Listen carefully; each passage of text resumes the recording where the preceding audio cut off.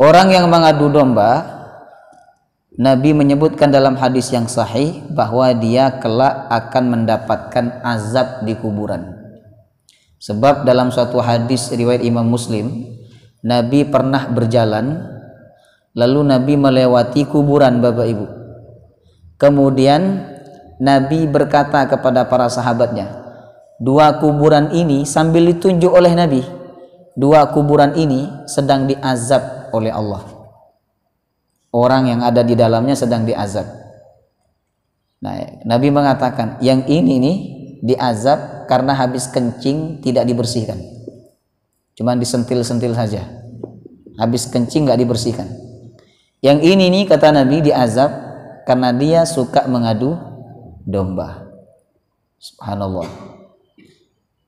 Cuman amannya kuburan di zaman Nabi itu nggak ada namanya.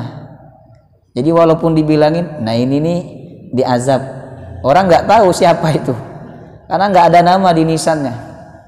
Kalau sekarang kan namanya gede itu, besar namanya, haji ini, ya. Nah, sehingga kalau Nabi mengatakan ini nih kena azab, ini akan menjadi aib bagi dia dan bagi keluarganya.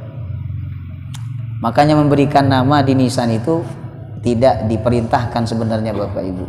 Nggak diperintahkan, ya boleh-boleh saja untuk membedakan mana makamnya si fulan dengan makamnya si fulan, boleh-boleh saja, jemaah rahimakumullah.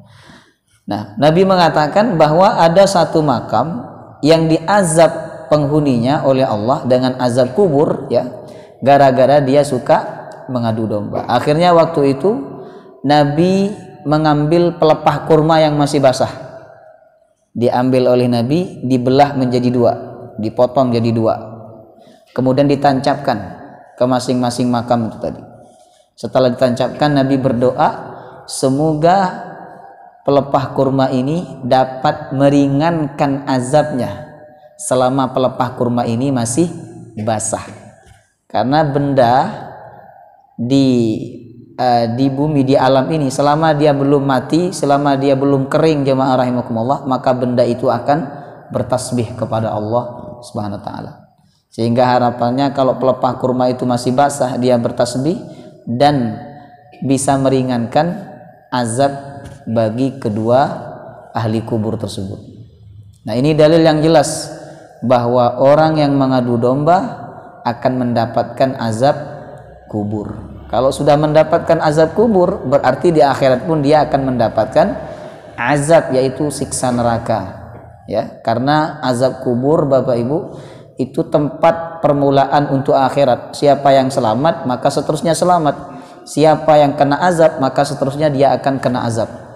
Ya, makanya sahabat Utsman bin Affan ketika diceritakan tentang neraka, beliau tidak nangis. Tapi ketika diceritakan tentang alam kubur, bahkan ketika masuk ke makam, beliau menangis. Ditanya oleh sahabat yang lain, kenapa wahai Utsman kau menangis? Padahal diceritakan tentang neraka engkau tidak menangis, tapi ketika engkau melihat kuburan justru engkau menangis. Kata Utsman bin Affan, tidakkah kalian mengingat sabda Rasulullah bahwa kuburan ini merupakan permulaan akhirat. Siapa yang selamat, dia akan selamat di akhirat. Siapa yang diazab, maka dia akan diazab di akhirat. Ya. Maka hati-hati dengan namimah, mengadu domba. Jangan mengadu domba, jamaah rahimakumullah.